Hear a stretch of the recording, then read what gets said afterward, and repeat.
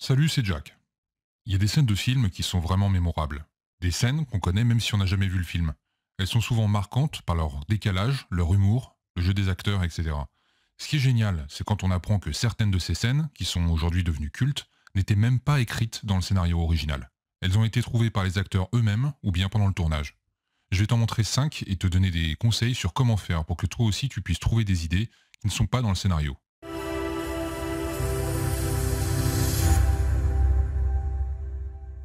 Abonne-toi à la chaîne tout de suite pour être alerté quand je poste une nouvelle vidéo sur le métier d'acteur. Et puis si tu veux aller encore plus loin et avoir encore plus de conseils, tu peux rejoindre les autres actrices et les autres acteurs en recevant gratuitement mes emails privés, c'est juste en dessous de cette vidéo. La créativité chez un acteur, c'est hyper important. Oui bon, je sais, à m'entendre, tu dois avoir l'impression que tout est important.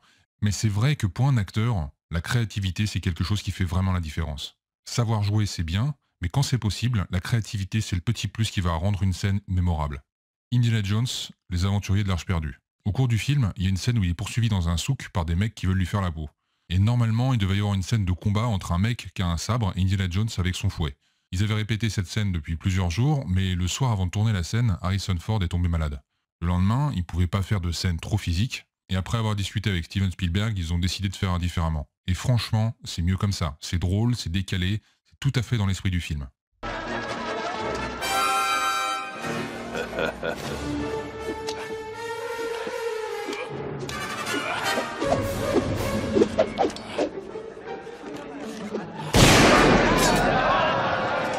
Le silence des agneaux. Quand on pense à ce film, on voit tout de suite la tête de psychopathe d'Anthony Hopkins.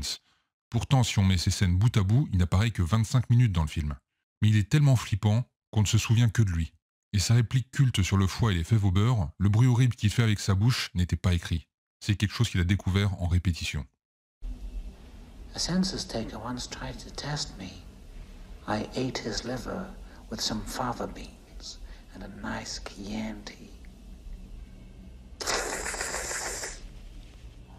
Batman, The Dark Knight.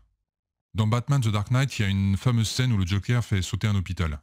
Ça commence à exploser, mais à un moment, ça s'arrête. Là non plus, c'était pas prévu. Il y a eu un bug avec les explosifs. La scène devait juste être une explosion en arrière-plan et le Joker qui avance. Là, comme ça a bugué, Heath Ledger a improvisé. Résultat, on a une scène géniale et beaucoup moins classique que ce qui était prévu.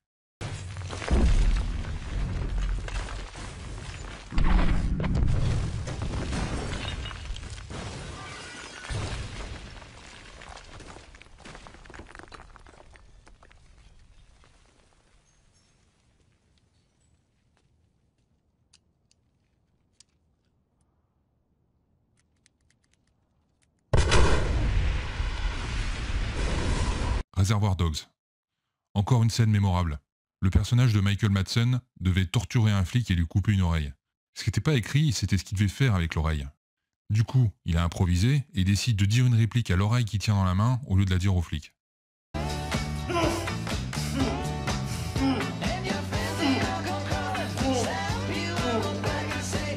Is that as good for you as it was for me? Hey, what's going on? You hear that? Taxi Driver.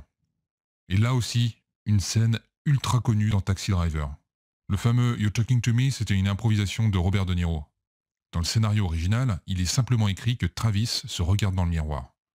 De Niro s'est un peu lâché, résultat, une des scènes les plus mémorables du cinéma. You talking to me? You talking to me? You talking to me? Well, then who the hell else are you talking? You talking to me? Well, I'm the only one here. Who the fuck do you think you're talking to? Oh, yeah? Huh? Okay. Huh? Il y a deux conseils que je peux te donner pour trouver des idées créatives dans une scène.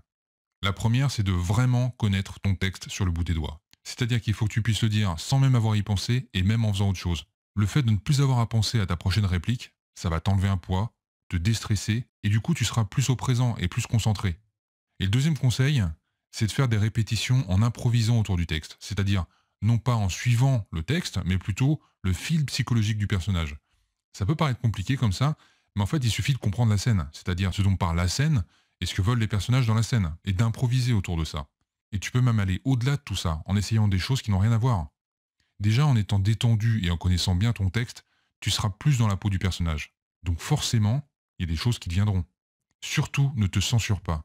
Même si c'est complètement à côté de la plaque, c'est pas grave. Il faut juste se sentir libre d'essayer. Voilà, c'est la fin de cette vidéo. Pense à mettre un like pour que je fasse d'autres vidéos comme ça. Si tu veux recevoir gratuitement mes emails privés avec des conseils pour les acteurs, va voir le lien sous la vidéo. Et moi, je te dis à la prochaine.